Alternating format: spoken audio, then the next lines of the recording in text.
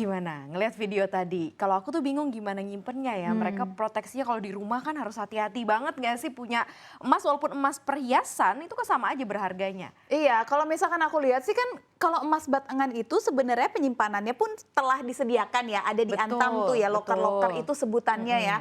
Cuman kalau perhiasan memang mereka harus punya safety box sendiri di Tanggung jawab rumah. personal itu. Personal, tapi itu pun nggak menjamin sebenarnya ya untuk melihat keamanannya. Nah, tanpa berpanjang-panjang gitu ya, sebenarnya better yang mana sih ya? Kita panggil aja Mas yang satu iya. ini ya. Ada Mas Robert Adrianto Serin, Financial Expert CNBC Indonesia. Hai Mas Robert. Hai Mas Robert, Sini boleh Mas, langsung masuk ke join sini Mas. Agak takut mungkin kita ya, takut ditanya-tanya Nah kalau ya. aku mau koleksinya emas-emas seperti Robert ini, aku taruh di mana ya? Berapa nih? Aduh, bisa dijawab Mas kalau mau dikoleksi katanya. Canda ya, Mas Robert. Kita nggak jawab itu ya, kita nggak akan membahas itu. Tapi aku menarik banget karena tadi survei di CNBC Indonesia di Twitter kan bilang ternyata banyak yang pilih emas batangan. Tapi kalau secara nasionalnya ada survei dari data Box Indonesia, ternyata ada 8 investasi paling populer di 2022 dan paling pertama adalah emas dan perhiasan. 48% dari 100% responden. Jadi 48% dan itu dominasinya luar biasa. Luar Jadi kalau biasa. di kawasan ibu kota memang semuanya udah lebih ke emas batangan, tapi kalau tersebar ke daerah-daerah pilihan untuk emas perhiasan itu jauh lebih tinggi ternyata. Ini kenapa nih Mas Robert? Bahwa memang ternyata fenomena yang dibawa oleh orang tua dulu, kakek nenek kita ya masih terus jalan sampai sekarang. Ya wajar ya emang kayaknya udah warisan dari turun temurun dan mungkin udah masuk ke tradisi juga ya. Iya. Budaya dan tradisi di masyarakat sekitar di daerah di mana emas tetap menjadi salah satu ukuran dari seseorang untuk sukses atau mungkin kedudukan di masyarakatnya, sehingga memang perhiasan emas ini masih digandrungi. Berbeda misalnya di kota yang mereka pilihan investasinya udah tahu lebih banyak gitu, selain emas, selain perhiasan, mereka akan mencari lebih safe.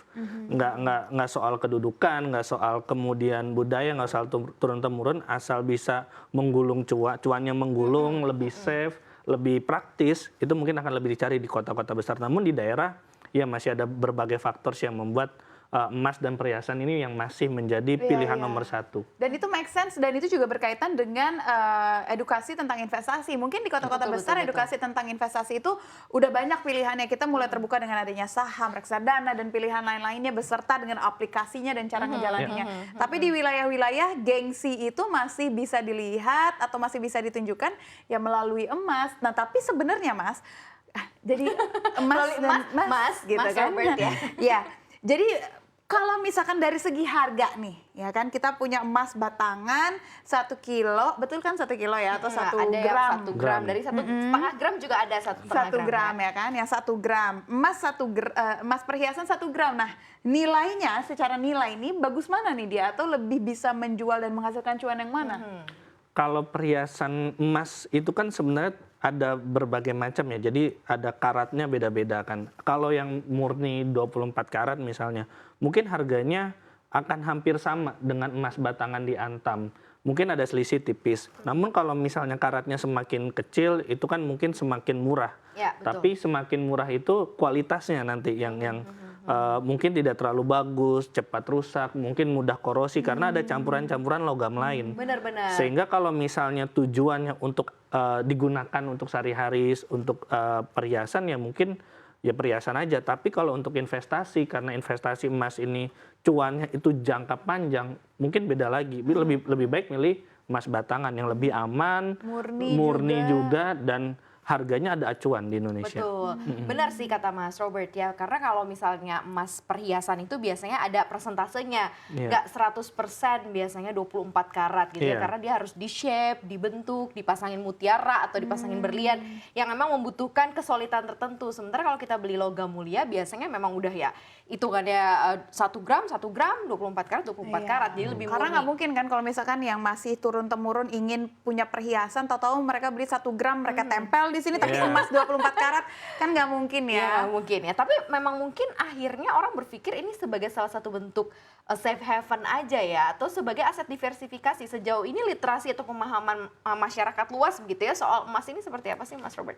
Kalau emas sekarang saya rasa lebih beragam ya, bahkan emas batangan pun sekarang dijual dengan 0,1 gram dan Kita itu bisa beli 0,0 0, sekian gram iya, gitu ya. dan itu bisa untuk jadi kado nikah atau kado ulang tahun. Dan sebenarnya kalau misalnya kita lihat ada kaitannya sebenarnya sama literasi mengenai investasi sendiri ya. Kalau kita bicara kota besar, mungkin emas adalah investasi.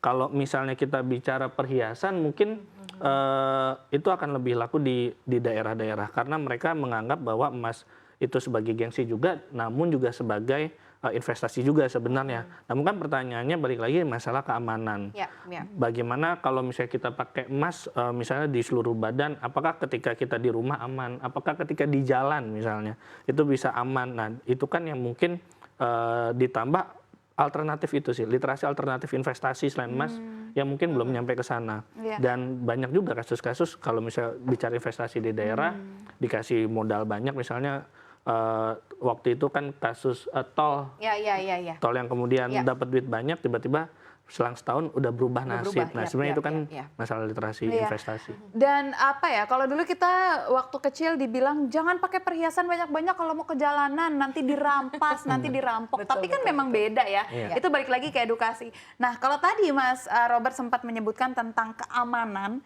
baru-baru ini belum lama kita juga ramai berita ini Maria yang tentang emas digital. Yes. Nah, emas ini oke, katakanlah kita yang sudah teredukasi, sudah terliterasi, akhirnya kita next level nih, mainnya sekarang emas digital. Tapi tahu-tahu sekarang emas digital bikin hilang, nggak bisa dicairkan, nggak bisa dipegang bentuknya juga. Nah itu gimana jadinya Mas ya?